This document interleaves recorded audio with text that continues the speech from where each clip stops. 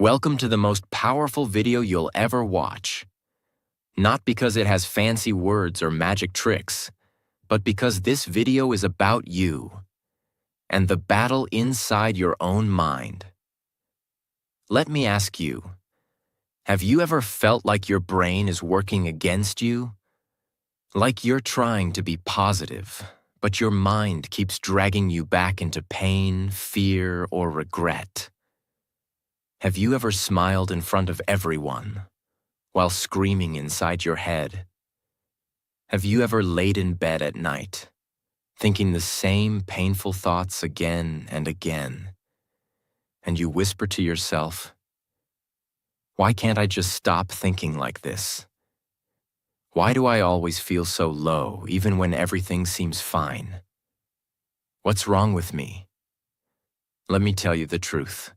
There's nothing wrong with you. You're not weak. You're not broken. You're not crazy. But the way you were taught to think, that's broken. That's the enemy. That's what we will fix. This video is going to show you how to stop negative thoughts and feelings forever. And we won't do it by reading motivational quotes. We'll do it by understanding the mind, step by step. We'll break the old beliefs. We'll replace the lies in your head with powerful truths. And we'll give you the tools to take control.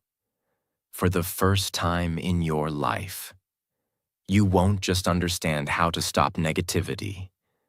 You'll also understand how your mind works, how to reprogram your emotions, and how to build a new version of yourself, starting today.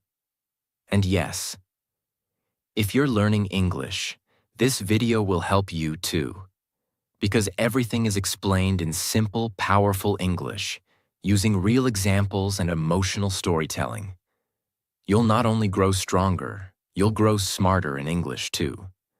So take a deep breath, because what you're about to hear might just be the thing your soul has been waiting for all your life.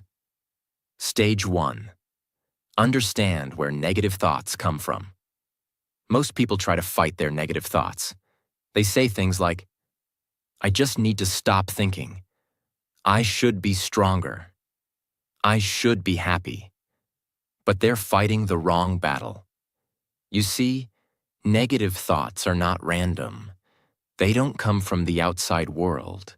They come from inside you, from a place called the subconscious mind. And here's the shocking truth. 95% of your thoughts, feelings, and behaviors are controlled by your subconscious mind. That means you are only truly conscious for 5% of your day. Let me explain. What is the subconscious mind? Your subconscious is like a recording machine. From the moment you were a child, it recorded everything. The way your parents talked to you, the way your teacher reacted when you made a mistake, the way people treated you when you failed, the fear in your mother's eyes when there was no money, the pain of being laughed at, ignored, or rejected. All of it was recorded, silently, without permission. And now, when you grow up, those recordings become your thoughts. So when you say, "I'm not good enough. I always mess things up. I'll never be successful. Nobody really loves me," that's not really you speaking. That's your subconscious replaying old memories. Example. Let me tell you about Daniel. He's 26, smart, kind, funny. But every time he starts something new, a job, a relationship, a project, he quits. Why? Because every time something goes wrong, a voice in his head says, "You're just a failure. Why even try? You'll embarrass yourself again. You're not made for this." And Daniel believes that voice. But here's what Daniel doesn't remember. When he was 9 years old, he got up in front of his class to present a school project. He was nervous. His voice was shaking. And when he accidentally read a word wrong, the whole class laughed. Even the teacher smiled. Daniel went home crying that day. He didn't tell anyone. But that moment became a permanent scar in his subconscious mind. That scar became a voice. And that voice became a belief. And that belief controlled his life. That's what negative thoughts are. They're old pain disguised as truth. So, what can you do? You don't fight negative thoughts like enemies. You observe them like detectives. Next time you think, "I'm not good enough," stop and ask, where did this thought come from? Who made me believe this? What is this memory connected to? Because once you understand the source, the thought starts to lose its power. Your first mission. Tonight, take 10 minutes. Sit quietly. And write this question at the top of a page. What are the 3 negative thoughts I think the most? And for each one, ask, where did this come from? Who taught me this? You'll be shocked at what you discover. You'll realize that most of your negative thinking didn't come from you. It came from someone else. And it's been living inside you rent-free. But not anymore. Because the moment you see the lie, you stop living inside it. You cannot fix your mind unless you understand it. You cannot silence your thoughts unless you trace their roots. And once you know that 95% of your thinking is just programming, you finally understand that you are not your thoughts. You are the one who can rewrite them. Stage 2. The invisible loops that trap you. You've heard people say, "I'm trying to be positive. I'm journaling. I'm doing affirmations." But still, they feel low. They feel like they're stuck in the same place no matter how hard they try. Same emotions, same pain, same anxiety. And they ask, why do I feel like I keep going in circles? Because they are. Welcome to the loop, the invisible mental trap that's been running your life behind the scenes. What is a mental loop? A mental loop is a pattern of thinking that feeds itself. It's like a song stuck in your head. No matter what you do, it comes back. You try to ignore it. It gets louder. You try to fight it. It fights harder. Let's understand the loop. Trigger. Something small happens. You get ignored. You make a mistake. You see someone else doing better. It triggers a familiar emotion: insecurity, fear, guilt. Thought. Your mind pulls up an old belief. I'm not good enough. They don't care about me. I always mess things up. Emotion. You feel pain, again. You feel shame. You feel anger. You feel fear, reaction. You do something negative. You isolate. You overthink. You scroll endlessly. You eat junk. You cry quietly. Guilt and shame. You feel worse. Why did I react like that again?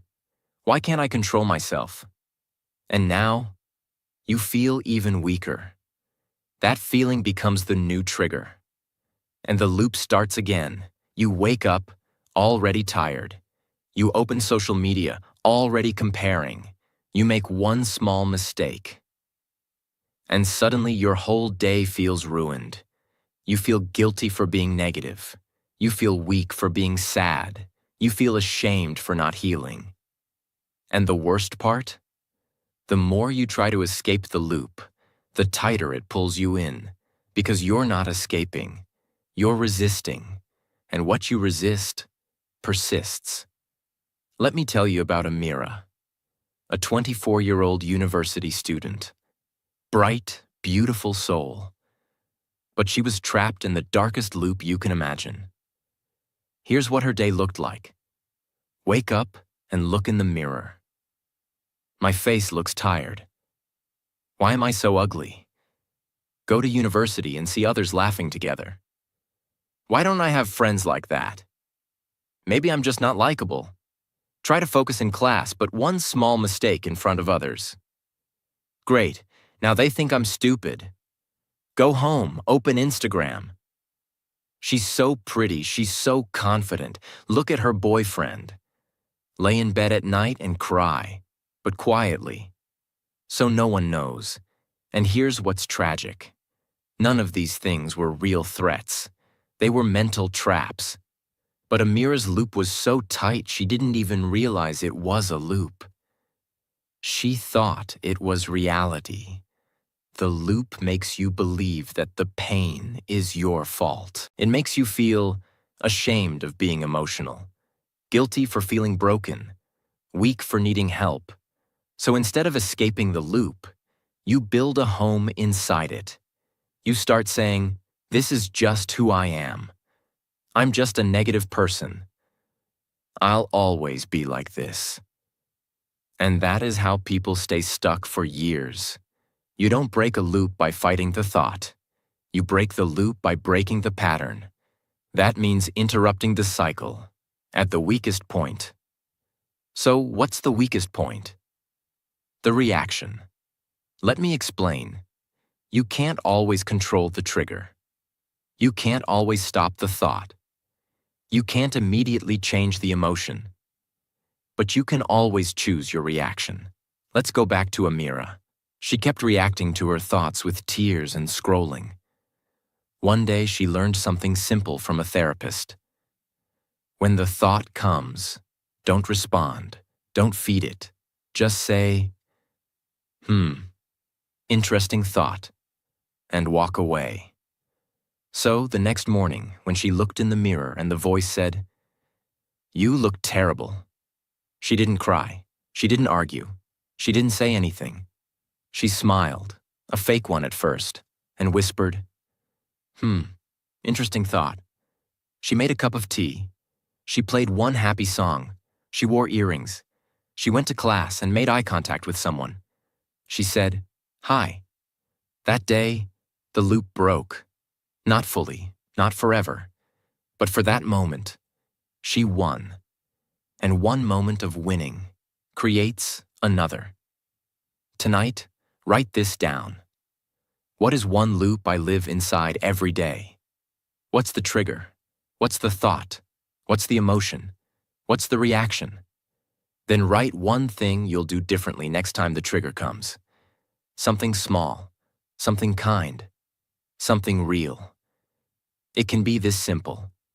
Instead of hiding, I'll talk to one person. Instead of scrolling, I'll walk outside. Instead of saying I'm a failure, I'll say I'm learning. Because even a tiny interruption breaks the machine.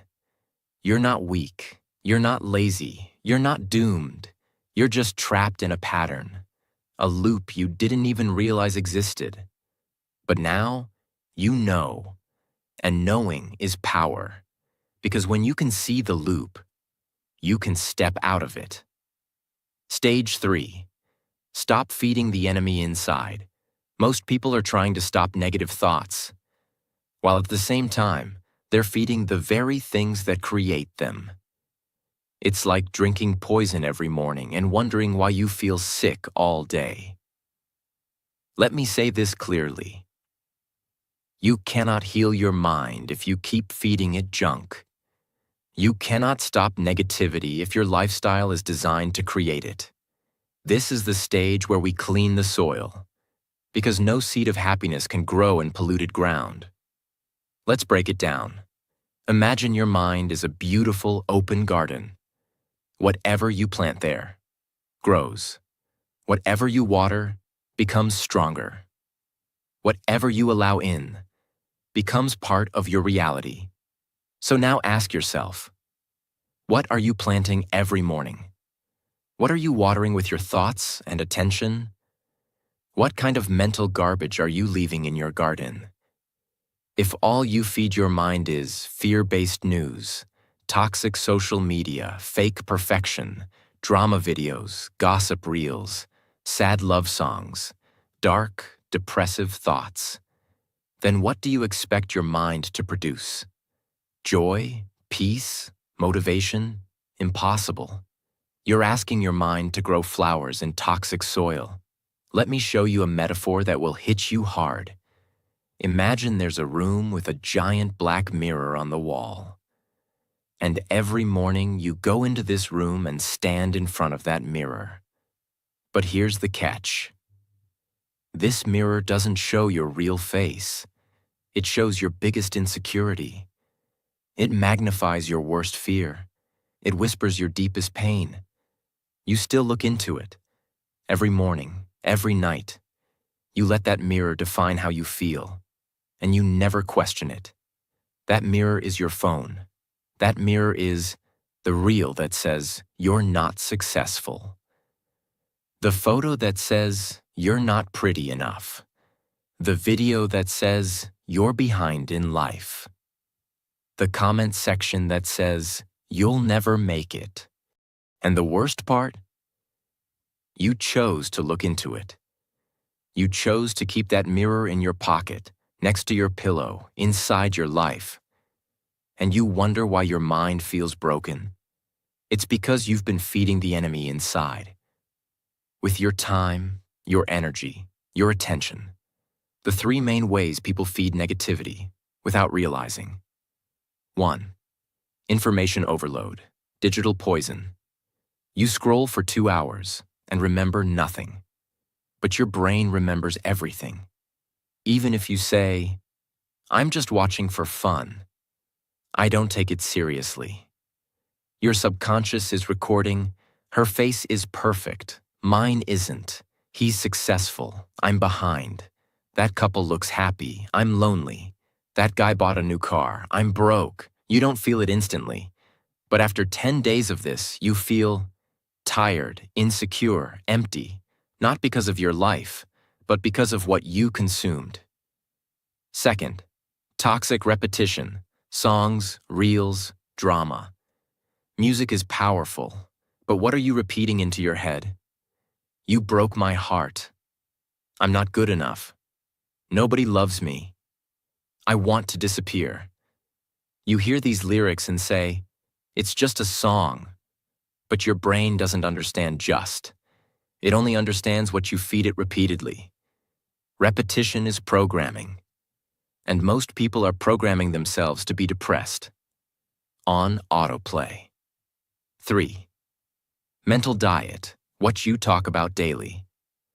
Your conversations shape your emotions. If every day you talk about what you hate, who betrayed you, why life is unfair, how everything's going wrong, then what are you feeding your brain? Negativity becomes your default language. Let me tell you a different kind of story. There was a glass of clear, pure water sitting on a table. It was peaceful, it was clean, it was balanced. One day, someone came and dropped 1 drop of black ink in it. The water changed a little, but still looked okay. Next day, another drop, then another, and another. Slowly, the water became darker. Not because it was evil, but because it was being fed poison, 1 drop at a time. This is your mind. Your mind is that glass of water. And the ink is the content you consume, the words you repeat, the people you surround yourself with, the notifications you wake up to, the videos you binge before sleeping. You didn't become negative overnight. You were being dripped with darkness, silently. How to stop feeding the enemy. Here's what to do starting today. Clean your feed like your fridge. You wouldn't eat rotten food. So why watch rotten content? Unfollow pages that make you feel less than. Mute people who only post fake perfection. Delete apps if needed. Your peace is more important than staying updated. Replace, don't resist. Don't just stop watching bad content. Replace it with something that builds you. Watch real growth stories. Listen to calming or healing audio. Read 1 page of a growth book. Listen to people who speak truth, not just noise. Morning and night detox. The first 30 minutes after waking and the last 30 minutes before sleep are when your mind is most programmable. Use that time wisely. Don't scroll. Don't open reels. Don't start your day with comparison or chaos. Instead, breathe. Write 3 things you're thankful for. Speak 1 powerful sentence to yourself. Today, I protect my mind. Your mission. Today, write this question. What 3 things am I feeding my mind that are hurting me? Be honest. Then ask, what will I feed my mind instead, starting now? Small changes, big transformation. Your mind is not broken. It's just been badly fed. You are not the darkness. You are the light that's been buried under years of mental noise. So stop feeding the enemy inside and start feeding your inner peace, inner strength, inner voice. Because your thoughts are seeds, and what you plant today will grow tomorrow. Stage 4. Clean your mental room daily. Let me ask you something simple. You brush your teeth every morning, right? You take a shower, change your clothes, maybe clean your room or wash the dishes. Because if you don't, your body smells, your home gets dirty, and you feel uncomfortable. But when was the last time you cleaned your mind? Not your Instagram, not your bookshelf, not your to-do list. I'm talking about the inside of your head, the mental space where you actually live. Because here's the truth. You don't live in your house. You live in your mind, 24 hours a day. And if you don't clean that space daily, you will be living in a home that feels heavy, anxious, noisy, painful, confusing. Even if your outside life looks fine, inside you feel suffocated.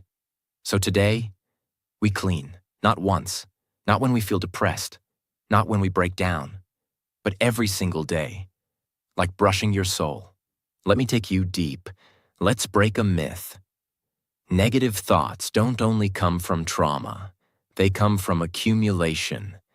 Just like dust settles on your furniture even if you don't open windows, mental dust collects in your mind from life itself.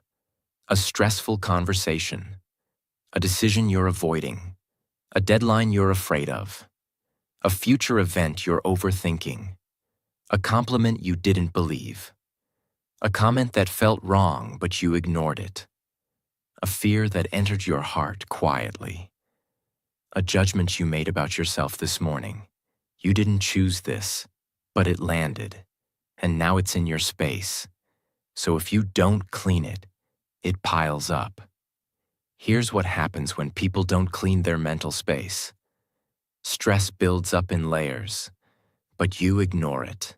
You feel more irritated than usual. Little things make you angry. You become emotionally sensitive. One sentence can break you. You feel tired without reason, because your mind is overloaded. You stop enjoying things, because your joy has no space to live. You start avoiding life, because everything feels like too much. And slowly, without realizing, you stop being you. You stop laughing loudly. You stop dancing freely. You stop speaking confidently. You stop trusting your ideas. You stop dreaming. Not because you're weak, not because you're lazy, but because your mental room is full of unprocessed emotion. Imagine a small room with 100 open cardboard boxes. Each box contains something from your mind. One has a painful memory. One has your unfinished goals.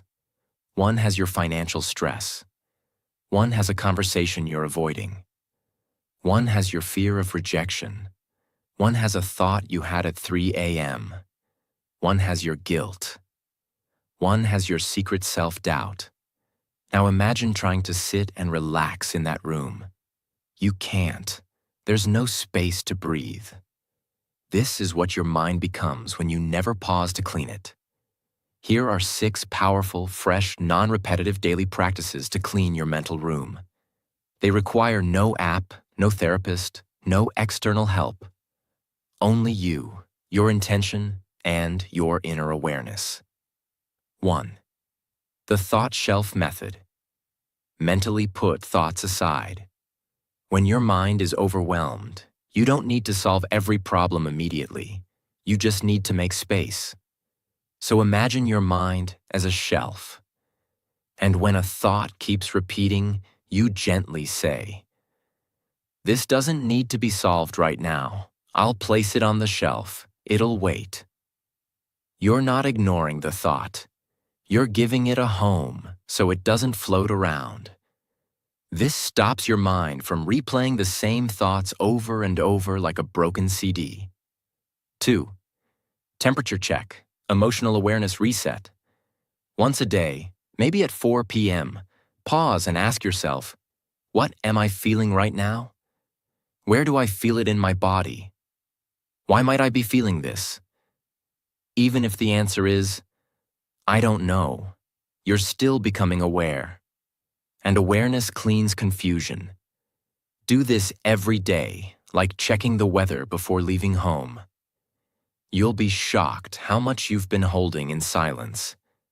3. The one-word dump. You don't always need to write long journals. Sometimes just one word is enough. Try this. Before sleeping, write one word that describes your emotion today. Heavy, rushed, lonely, hopeful, frustrated. Doing this helps you identify your emotional clutter, because once you can name it, you can clean it. 4. 3-minute mental walkthrough. This is one of the most powerful cleansing tools. Almost no one uses it. Every evening, close your eyes and mentally walk through your entire day. See yourself waking up. Walking to the bathroom. What were you thinking? What emotions did you feel during breakfast? Did someone say something that stuck in your mind? Where did your mood shift? This is not about overthinking. It's about noticing. Because when you notice, you release. When you name it, you drain it. Even 3 minutes of this can unload more emotional weight than hours of advice. 5. Speak to yourself like you're a child. Before bed, sit quietly and say one kind thing to yourself, as if you were speaking to a small, scared child. Say, "You did your best today. It's okay to feel tired. I'm proud of you for not giving up. You made it through. That's enough. You are safe now." Do this daily, and you will start healing your self-image. Because the most dangerous dirt in your mind is not fear, it's self-hatred. 6th micro-forgiveness exercise. Each day, choose one small thing to forgive. Someone who interrupted you. A past version of yourself. A mistake that still haunts you. A friend who didn't message back. A moment where you felt ignored. Say quietly, "I release you. I'm done carrying this. My peace matters more." You don't need an apology. You don't need closure. You just need to put it down and walk lighter. Pick any 3 of these practices and do them tonight before bed. Make it a ritual, like brushing your mind. Because when your mental room is clean, you sleep deeper, you speak softer, you focus sharper, you feel freer, you dream bigger. You're no longer controlled by chaos. You're in control of your space. You are not too sensitive. You are not overreacting. You are not broken. You are simply overcrowded. And when something is too full, even a feather can break it. So make cleaning your mind a daily ritual. Not when you collapse. Not when you cry. Not when life forces you. Do it before it's too late. Do it because you deserve clarity. Do it because peace is not a gift. It's a habit. Stage 5. Replace, don't fight. Let me start with this truth. You will never win a war by screaming at your enemy, and you will never win peace by screaming at your thoughts. And yet, That's what most people are doing. They say, I just want to stop thinking negatively. How do I shut off these thoughts? I'm tired of this voice in my head. So, what do? They fight. They try to block the thought. They say, stop thinking this. Why am I like this? I shouldn't feel this way. But the more they fight, the stronger the thought becomes. Why? Because you can't fight a thought with force. You can only win by replacing it. Let me explain everything in the deepest way possible. Why fighting negative thoughts never works. The moment you say, I don't want to think about this thought, your brain focuses more on that thought, because the brain doesn't hear don't. It only hears the subject. If I say, don't think about a pink elephant, you'll instantly imagine it. If you say, don't feel anxious, your mind starts scanning for all the reasons you're anxious. So when you try to fight a thought with more thought, you create a mental storm. Every time you argue with a negative thought, you're giving it energy. You're saying, this thought matters, it deserves attention, it has power. And it grows. So what's the solution? Don't fight the thought. Replace it, redirect it, rewire it. Like changing the radio station, like turning the page, like choosing a different road. Let's explore how. Imagine there's a radio in your room, and it's playing a horrible, depressing song. Lyrics like, you're a failure, you'll never be loved, you're too late, you're not enough. The volume is loud, it's hurting your ears, it's affecting your mood. What do? Do you scream at the radio? Do you beg it to stop? Do you cry in front of it? No, that would be pointless. You either change the station, lower the volume, turn it off, play your own music louder. This is how replacement works. You don't beg your brain to stop, you give it a new direction. Thoughts are like habits, and the best way to break a habit is to replace it with another one. Here's the secret. You can't erase a thought. You can only overwrite it. Your brain works like a chalkboard. If you write something painful on it, the only way to remove it is by writing over it with something better. Negative thought replacing thought. I always mess things up. I learn faster because I've failed before. No one cares about me. Someone loves me even if I forget. I'll never be successful. I haven't reached it yet, but I will. I'm too sensitive. I feel deeply, and that's a strength. What if I fail? What if I succeed? You're not lying to yourself. You're redirecting the spotlight. And when you repeat the replacement often enough, it becomes the default voice in your head. Imagine a large white wall, perfectly painted, but right in the center there's a small black hole. Most people walk past the wall and never notice it. But one person stops and stares. They can't stop looking at the hole. They ignore the beauty of the wall. They start thinking, why is there a hole? Will it get bigger? Did I do something to cause it? I hate this hole. Soon that small black hole becomes their entire world. But the hole never changed. Their focus did. This is how negative thoughts work. They're tiny holes in a wall of beauty. But if you focus on them long enough, they become your entire reality. You don't need to fix the hole. You need to step back and see the whole wall. That's what replacing thoughts does. It pulls you away from the hole and shows you the bigger picture again. These methods are not affirmations. They are replacement tools backed by real brain science and habit rewiring. The reversal technique. Flip the fear. When a scary or painful thought comes, ask, What's the opposite truth that could also be real? Example, I'll probably fail this interview. I might surprise myself and do better than I expect.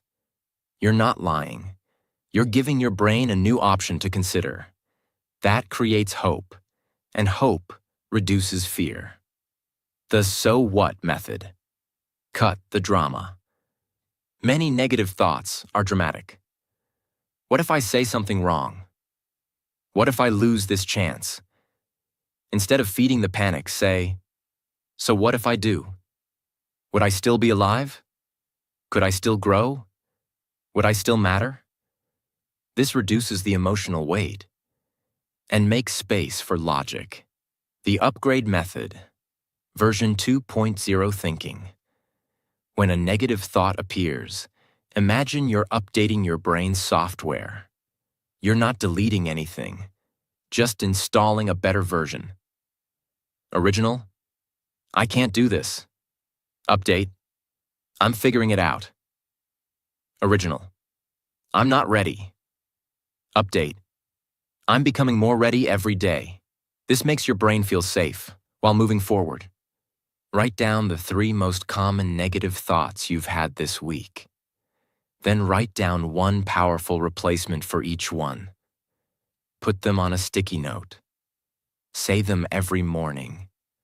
And repeat them anytime the old thoughts try to come back. Because your brain believes what it hears often. Train it. Don't fight it. You were not born to live with a storm inside your head. But you cannot stop that storm by screaming at it. You can only change the weather by changing the forecast.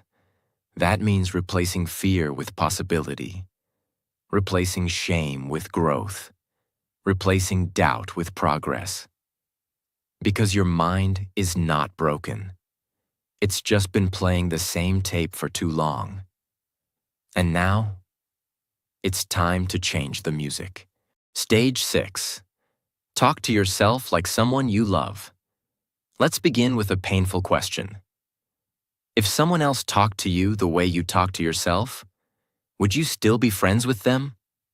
Think about it. What kind of words do you say to yourself when you fail, you make a mistake, you forget something, you feel tired, you cry, you get rejected? You don't say, it's okay, you're human, you'll try again. No, you say, you're so stupid. Why do you always mess things up? Nobody cares. You're such a burden. I hate myself sometimes. I'll never get it right. And the tragedy is, if someone else said that to you, even once, you'd probably walk away. But you say it to yourself, every day, and you can't walk away from your own mind. So what happens?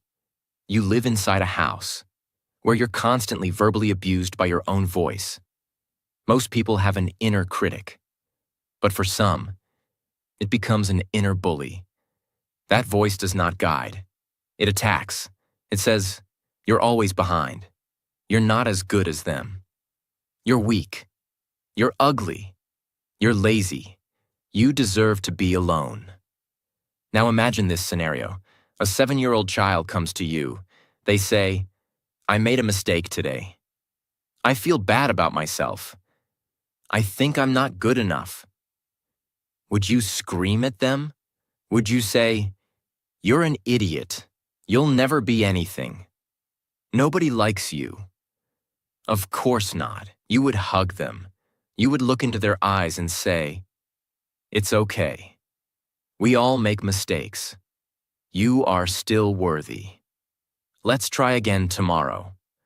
So why don't you talk to yourself that way? Because somewhere along the way, you learn to treat yourself with cruelty instead of compassion. And that must change. Today.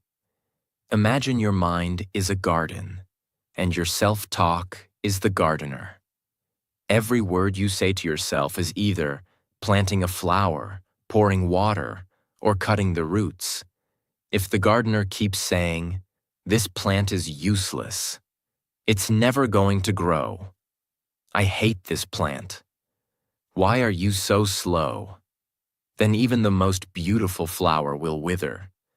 But if the gardener says, "You're growing slowly, but you're growing," it's okay if today was tough. You don't have to bloom every day. I believe in you. Then even the weakest plant finds the courage to stand tall again. Your self-talk is the water, the sunlight, the air of your inner world. And how you speak to yourself decides whether you wither or rise. Let's be clear. Negative self-talk is not harmless. It creates real damage. It damages your confidence. It kills motivation. It creates shame. It breaks trust in yourself. It increases anxiety. It ruins relationships. It feeds depression. It makes you believe that you are the problem. And when you start to believe that you are broken, you stop trying to heal. You stop reaching for help. You stop believing in better. Not because better doesn't exist, but because your inner voice has convinced you that you don't deserve it.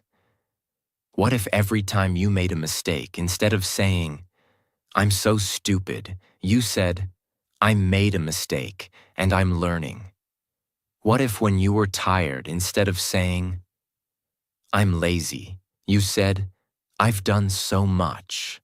I need rest, not guilt"? What if when you felt jealous, instead of saying, "I'm such a bad person for feeling this," you said, "I'm human. I feel things. That's okay"? This is not about lying to yourself. It's about speaking to yourself with the same kindness you give to everyone else. How to start talking to yourself with love. 5 life-changing practices. 1. Give your inner voice a name, seriously. Name it. Why? Because when you say, "I think I'm a failure," you're giving your inner critic 100% credibility. But if you name it Negative Nancy or Doubt Dan, you separate your identity from the voice. You say, "Oh, that's just Nancy again. She always shows up when I try something new." It sounds silly, but it gives you power and perspective. You stop becoming the voice. You become the listener. And the listener always has a choice. 2. The best friend technique. When you feel down, ask yourself, if my best friend was feeling this way, what would I say to them? Then say that to yourself, out loud. You'll be shocked how loving your voice becomes when it's not directed at you. 3. The mirror moment. Stand in front of a mirror for 2 minutes every morning. Look into your own eyes, not to judge your skin or hair, but to say 3 things. I'm trying. I'm still here. I forgive you. Do this every day, not for motivation, but for healing. Because your own reflection has been waiting years to hear those words from you. 4. Rewrite the sentence. Take any cruel sentence you say often and rewrite it. For example, cruel thought, loving rewrite. You're a burden. Your feelings matter too. You're so dramatic. You're allowed to feel deeply. You're always messing up. You're learning like everyone else. Nobody wants you. You're still learning how to love and be loved. You're weak. You're carrying so much and still going. Print it, post it, say it. Your inner child is still listening. 5. Forgive yourself daily.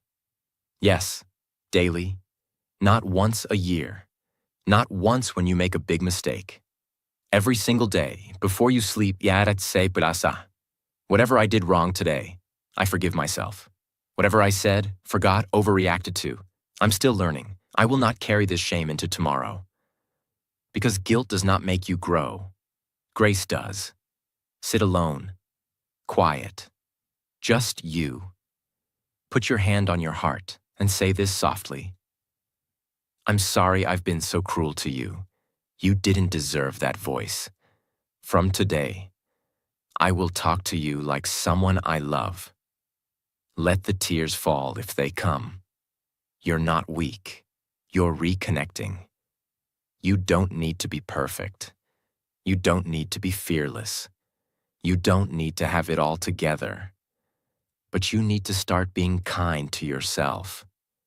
Because the world is already full of people ready to judge you, criticize you, and misunderstand you. Don't join them. Be the one voice in your life that says, you are still worthy, even now, especially now. Stage 7. Cut off the hidden triggers. Triggers aren't always loud. They're not always dramatic. They don't always knock and say, hey, I'm here to ruin your peace. Sometimes they're soft. Sometimes they feel like comfort, but they pull you back into the old version of you, the version who was scared, the version who doubted, the version who lived in fear. Imagine you live in a room with a very soft ticking clock. Tick, tick, tick. You get used to the sound. You don't notice it anymore. But the ticking is always there. It's just background noise. Now one day you finally remove that clock. You sit in silence. And for the first time you realize, oh my God, I've been living with that noise for years. This is exactly what emotional triggers are like. You don't notice them anymore, but they're there, ticking in the background of your life. A certain person's presence, a toxic group chat, a smell, a routine, a ringtone, a hairstyle, a habit, a place, a social obligation, a monthly reminder, even your bedroom setup. You wonder why you feel anxious. But you're still sleeping next to a memory of the worst version of you.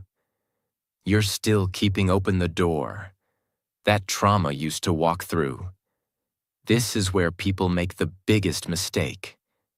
They think, I shouldn't have to cut people off. That's harsh. I should be stronger than this. It's not fair to avoid everything that makes me uncomfortable. But listen closely. Healing is not about proving how strong you are. Healing is about protecting your energy so you don't keep bleeding internally. If a wound is fresh, you don't go running through a dusty field. You bandage it. You give it time. You avoid what could infect it. What you might need to cut off. The nice but draining friend. They don't insult you. They don't attack you. But every time you talk, you leave feeling smaller. They subtly compete. They dismiss your emotions. They always bring up your past. Let them go. The unspoken expectations. The image in your head that says, I should be doing better by now. I should be more successful. I should be married. I should be happy. That voice isn't motivation.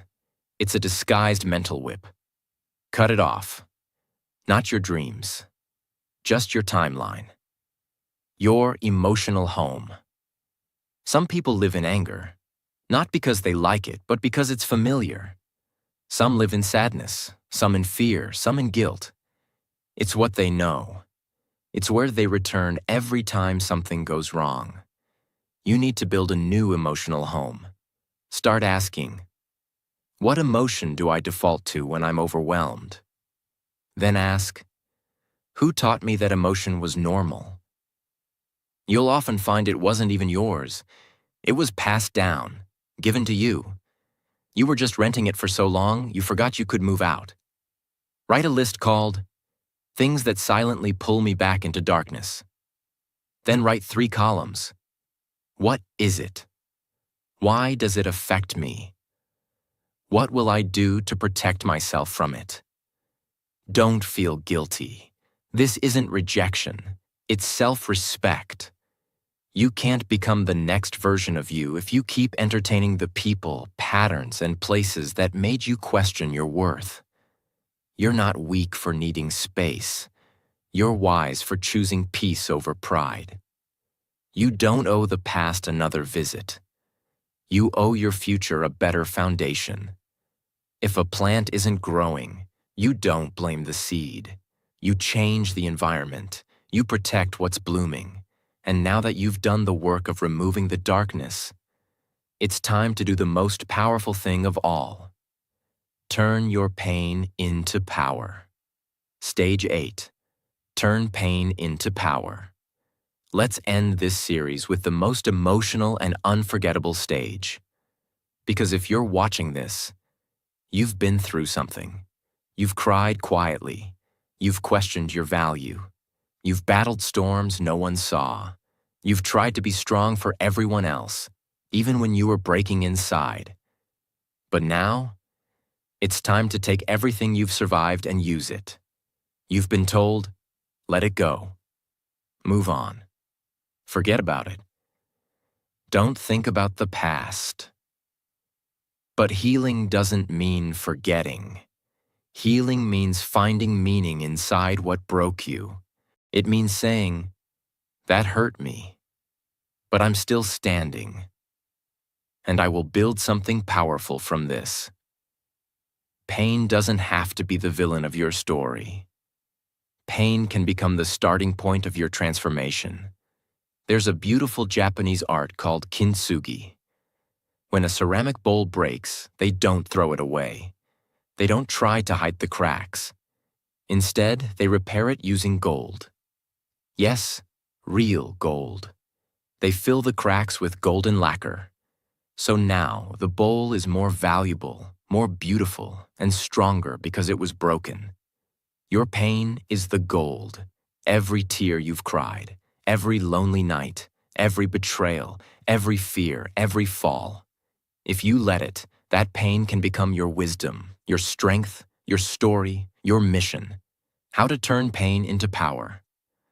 4 life-altering shifts. 1. Don't ask, why me?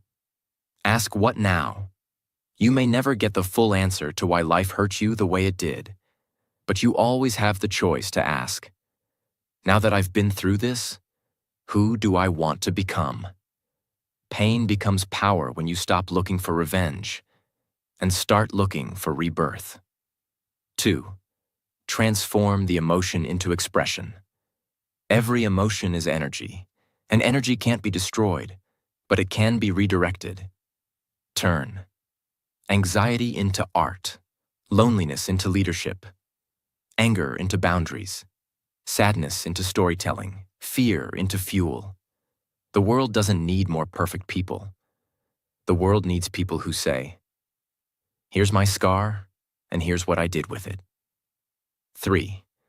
Use your pain to help one other person. If you feel stuck, lost, confused, go help one person who's feeling what you once felt. You don't need a degree. You don't need a platform. You don't need a solution. You just need to say, I've been there too, and I see you. That moment of connection, that's healing, for you and for them. Pain multiplies in silence, but it dissolves in shared humanity. 4. Build your identity around your survival, not your suffering. Stop saying, I was broken. Start saying, I'm rebuilding. Don't say, they ruined me. Say, I rebuilt myself. Because if pain is a fire, you are the gold that survived the flame. You didn't come this far to just feel better. You came this far to transform. This is not just a video about how to stop negative thoughts. This is a reintroduction to your power.